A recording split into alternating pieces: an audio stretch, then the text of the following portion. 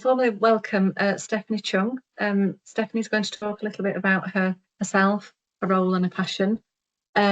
She is a solicitor by profession, but she's going to focus more on her dementia work. Just a bit of a caveat.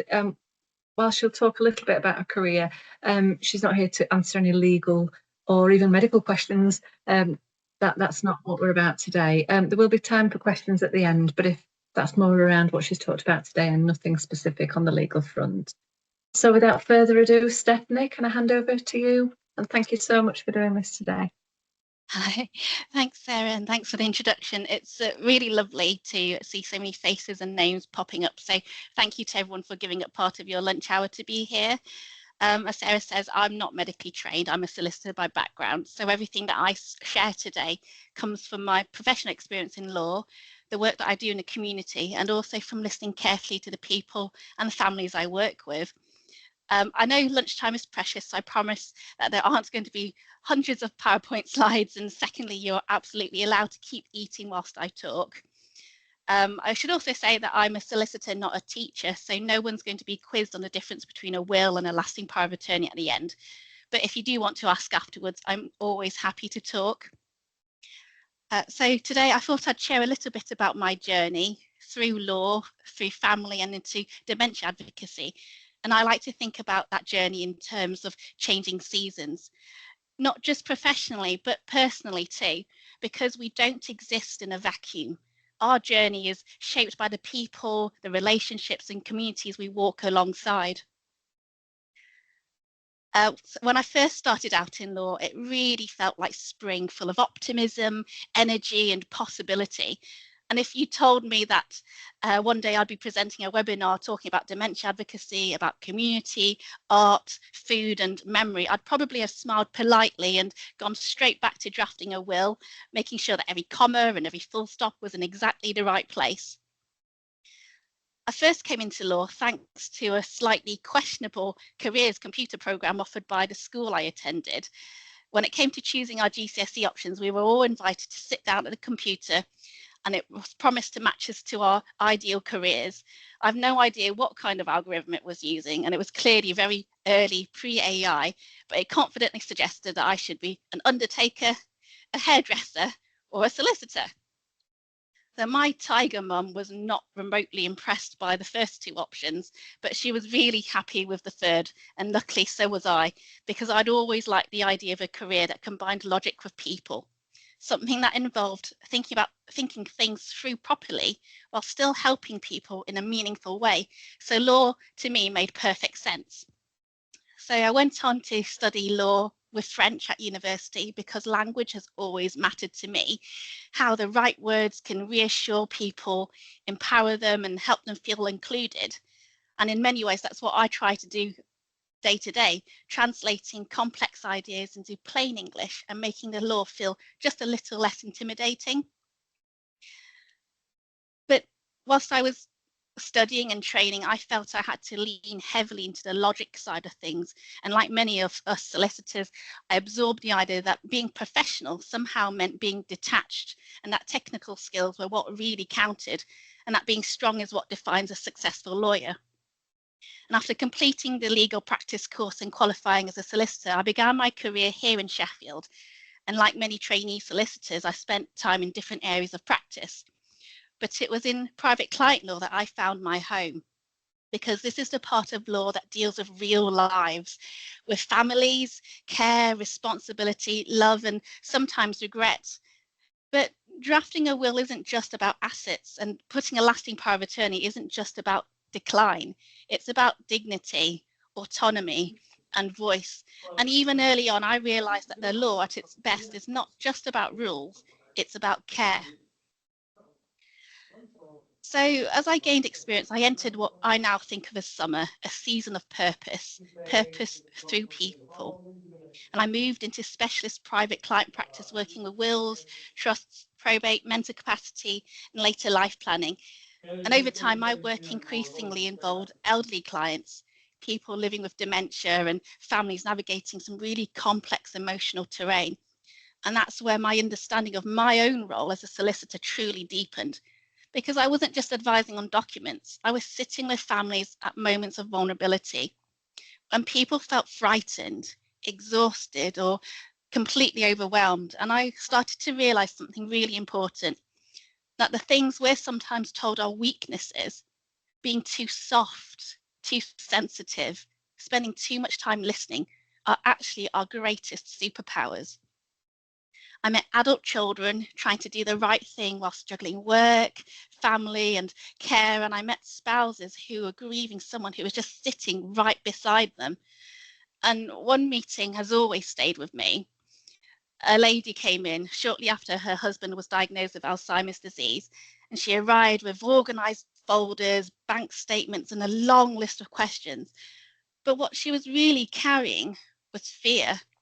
She didn't need clever legal answers that day. She just needed someone to listen, someone to slow down, and someone who would let her cry without trying to fix everything immediately. And that meeting taught me something fundamental. That meeting taught me that empathy isn't a distraction from the law, it's a bridge. And being a softer practitioner isn't a sign of weakness.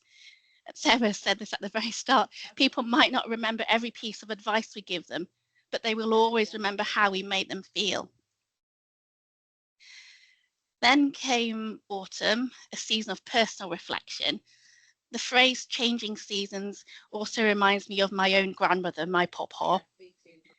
She taught me that love lives in the smallest details, in the way she cooked, the way she told stories, and the way she somehow remembered everyone's favourite dish, because food was her language of care. So even now when I cook her recipes, I feel her presence with me in the smells, the rhythm, the ritual. And as my legal work increasingly involved people affected by dementia, memories of her surfaced in really unexpected ways. Dementia is, in many ways, the ultimate changing season. It doesn't follow a neat timetable. It requires patience, flexibility, and humanity. And families often tell me that what hurts most isn't just memory loss, it's the loss of connection, not knowing how to communicate anymore, feeling invisible. And working with families affected by dementia changes the way you see the world. You learn about life, about love, about loss and resilience. And you experience moments where family laughs together over a shared memory, moments where hand is held in silence, and moments where courage quietly shines through vulnerability. And those moments stay with you long after the forms are filled. And it's a reminder that this work isn't about documents, it's about people, about connection, and it's about honouring a life lived, and it's about being there for people at their most fragile, helping them make sense of uncertainty, holding space for grief, preserving the dignity of their stories. And that's what led me to co-found Changing Seasons. So Changing Seasons is a community platform and network in Sheffield. And our aim is to support the elderly and people affected by dementia, individuals, families, carers and communities, creating a space for people to share experiences, connect across the generations and find meaning beyond diagnosis, rooted in a really simple belief that even when memory changes, personhood remains. At the end of the day, diversity, equality, inclusion and belonging aren't just words, they are lived values. And founding Changing Seasons changed how I saw my role, not just as a solicitor responding to crisis, but as someone who could help shape conversations earlier, more gently and more creatively. So as Changing Seasons grew, so did my sense of advocacy. And alongside my legal practice, I began speaking more publicly about mental capacity, dementia, and later life planning, not just from a legal perspective, but from a human one. And what struck me most was how many people still avoid these conversations because there's fear, there's stigma, and there's a belief that talking about decline somehow makes it happen sooner. But planning isn't about expecting the worst, it's about protecting what matters. It gives people control, it reduces crisis, and it allows families to focus on care rather than just sheer panic. Advocacy doesn't always mean grand campaigns, often it's quiet and practical, a translated leaflet that helps a family truly understand their options, a conversation that gives someone permission to ask difficult questions, or a training session that helps staff recognise cognitive change with real compassion. So through both my legal work and changing seasons, I came to believe deeply that professional responsibility doesn't stop at the office door. And that broader sense of responsibility was recognised last year when I was very honoured to be promoted to director in the private client team at Wake Smith Solicitors, which actually in practical terms mostly means a few more meetings and a slightly longer email signature. But for me, that role isn't really about titles or hierarchy, it's about responsibility to clients, to colleagues, and to the wider community. It means being able to use my platform to advocate for inclusion, accessibility, and dignity. And it means continuing to build bridges between professionals and communities, policy, and people. And one thing this season of leadership has taught me, perhaps a little bit later than it should have, is that being your authentic self is not a weakness. For a long time, I thought that I needed to show up tougher, more detached, and maybe a bit less me to be taken seriously. And I think many of us, especially women, recognize that feeling. But what I've learned is that the opposite is true. The more I allowed myself to be human, empathetic, grounded, and values-led, the more trust I built. Conversations became easier. Decisions felt more thoughtful, and things grew in healthier ways. And I feel like that's a very fitting lesson for this idea of spring. Growth doesn't come from forcing ourselves to harden, it comes from creating the right conditions. Authenticity doesn't lower standards or mean being unprofessional, it simply means showing up honestly. And when leaders do that, it gives everyone else permission to do the same. Teams feel safer, communication improves, and that's when good work really starts to flourish. As women in professional spaces, I think we also have a responsibility to help create those conditions for other people, especially those coming up behind us, to let younger colleagues know that they don't need to lose their softness to succeed, that empathy, kindness, and the ability to listen are strengths worth protecting. And I want our trainees to know that their ability to connect with a client is just as important as their ability to cite case law. When we uplift each other, leadership becomes less about standing alone and more about growing together. And that's how I see this new spring, a season of renewal, shared growth and care, both in our professional lives and in the communities we serve. And that idea of growth and shared responsibility doesn't stop within our workplaces. Because leadership for me also means looking outward at the city we live in, the communities we belong to, and the people who may not always have the loudest voices. So that's why I'm really encouraged by the work happening here in Sheffield towards becoming a dementia-friendly city, not just as a label, but as a lived experience. It's about everyday moments, how welcoming our spaces are, how patient we are with each other, and how confident people feel asking for help. Dementia isn't something that belongs behind closed doors or only within families. It's something that touches all of us, whether we realize it yet or not. And just like with leadership, creating a dementia-friendly city isn't about grand gestures. It's about creating the right conditions so that people can live well, feel seen, and stay connected. And that's where community, heritage, and culture play such a powerful role. I'm really proud of my East and Southeast Asian roots. I've seen how food, language, music, and storytelling connect us, even when words begin to fade. So the Changing Season Community Initiative brings people together using art, shared meals, music, and storytelling, because memory isn't just cognitive, it's emotional, it's sensory and communal. And one project I'm particularly proud of is the display at Weston Park Museum. It's been created through intergenerational workshops, and it captures 170 years of the Sheffield Chinese community, turning lived experience into something visible and shared. And the display officially opens this February half term and will be on display for the next 2 years. So if you haven't seen it yet, I really encourage you to visit and bring someone along with you. So finally, as you finish your lunch and head back into the afternoon, I will leave you with 4 thoughts. Courage to have those important conversations about the future, compassion for those navigating dementia and care, connection to your community and with one another, And finally, valuing the so-called soft skills in yourself and in your colleagues to uplift each other. And that's where our real strength lies, because when we bring clarity, care and kindness to everything that we do in law, in family and in life, we're not just preparing for endings, we're creating new beginnings.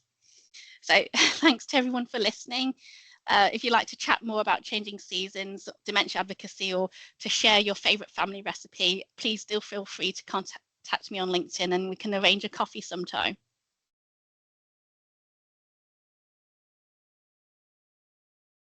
Thank you, Stephanie. That's great.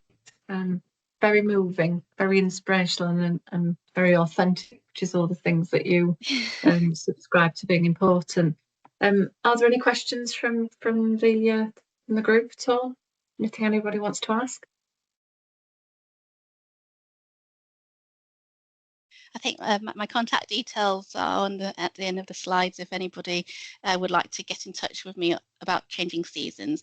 Or equally, I'm on LinkedIn as well, for those of you who are, if you do want to have an informal discussion with me, or just have a coffee sometime, a piece of cake. I'm always up for cake, so please feel free to connect with me. Louise. Hi, thank you for that talk, Stephanie. It was great. I was just curious, really, as to in your workplace, had the culture already shifted to be sort of open to that way of showing up as a leader, or do you think that you have played a part in changing that for other people? And what sort of kickback did you get from people around it? I think the culture at Wake Smith has improved in terms of fostering this sense of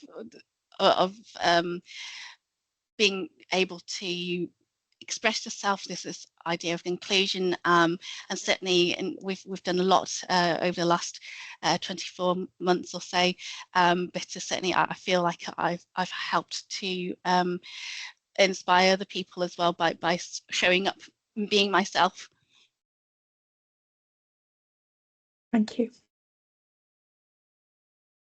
Can I ask, Stephanie, what would you say has been your greatest challenge that you've overcome with regards to this work? Probably my age.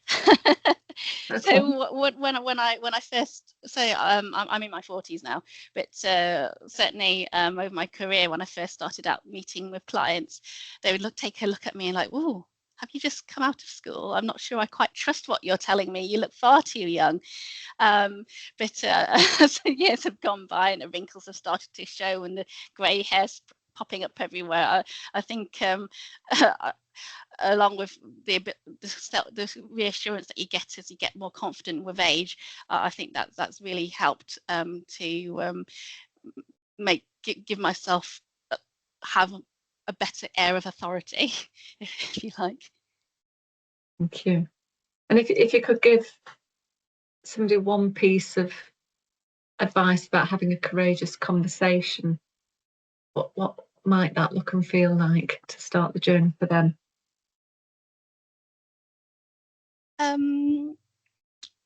I think there's a real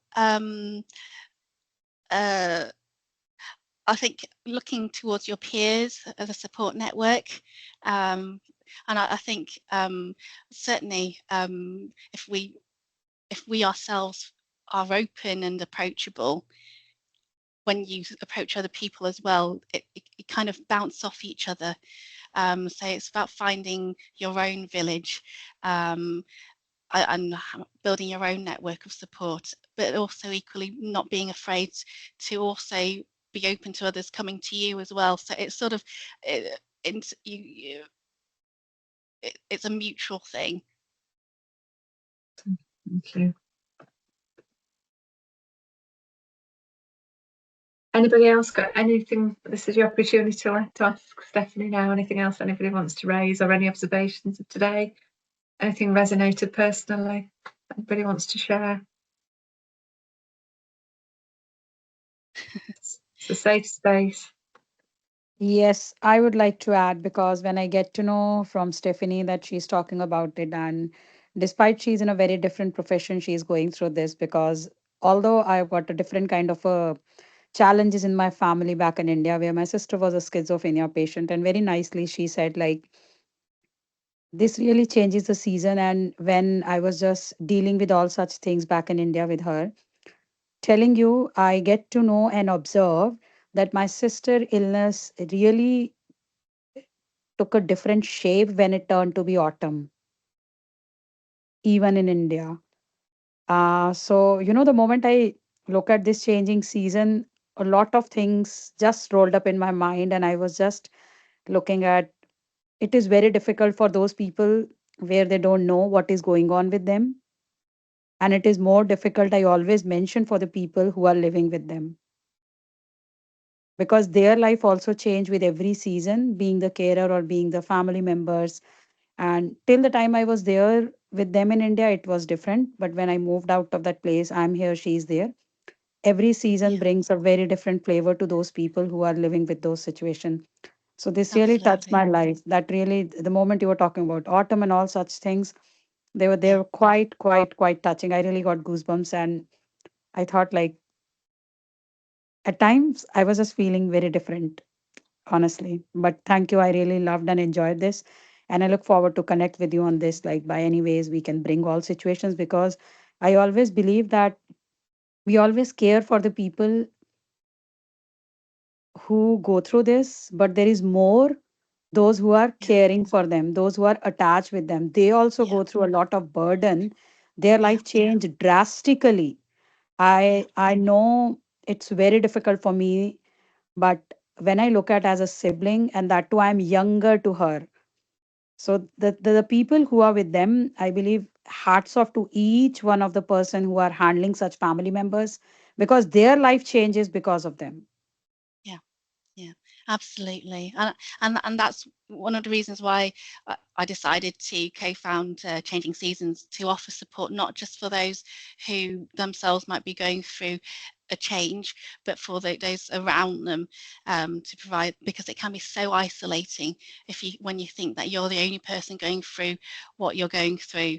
And so I do hope to be able to build on that network so that people can find the help that they might need, whether it's medical, legal, social, or just having a friendly ear or shoulder to turn to. Yes, I look forward to join you and coming up with some kind of any creative aspect where we can write and create something out of those memories, where giving a people a breathing space or something. I really Yeah. looking forward for any cake, coffee, and anything. Thank you so much for this session. Thank you so much. I really loved it. Thank you. Thank you. Thanks, They're really Steffi. lovely words. And I think it does resonate. And I think we probably all have personal stories or friends with stories that you might just look at things a little bit differently in terms of season, bring comfort and think it's not forever, but it's a moment and the moment will pass. And there'll be more moments of challenge and I think it's been very inspirational, Stephanie. So thank you very much. If Thanks for no one having else has me. got, no, it's been an absolute pleasure. If no one else has got any, oh, yeah, I saw a hand go up then. And it went down quickly. Somebody wants to say something. It was me by mistake. Sorry, I was just trying to react in a good way and then put my hand up by accident. So sorry. Oh, it's all right, Louise. It's usually me It was doing a that. heart emoji I was after, but anyway. I think during COVID there were lots of like Mexican waves all over Teams and things. We've kind of come away from that now, haven't we? Well, thank you very much, Stephanie, for this. And as you say, on this screen, you can see Sheffield Changing Seasons. If you want more information, you can email or use the QR codes. The other thing you might see in the chat, I think Sarah's just popped that in a moment ago. There is, it'd be really helpful if you've attended today and you just give us a few minutes of your time just to tell us how you felt today was, and if there's anything that you would like to see going forward. So we're looking at what would benefit the network and how we grow our network and bring young people in and old people and just and broaden. So if you've got any suggestions, there's no such thing in my book as a bad idea. There's just ideas that we can look at and see what the art of the possible is. But thank you so much, Stephanie. We really do appreciate this. This webinar, Inspirational Talk, will be on our website. So if you've got any friends or colleagues that weren't able to get on because pressures today, you can get into our network and you can watch it afterwards. So I just want to thank you so much. It's been great. And I'll Thank draw this webinar to a close. Thank you, everybody. Have a good you. afternoon. And you too. Thanks. Bye. Thank you. Bye-bye. Thank you. Thank you.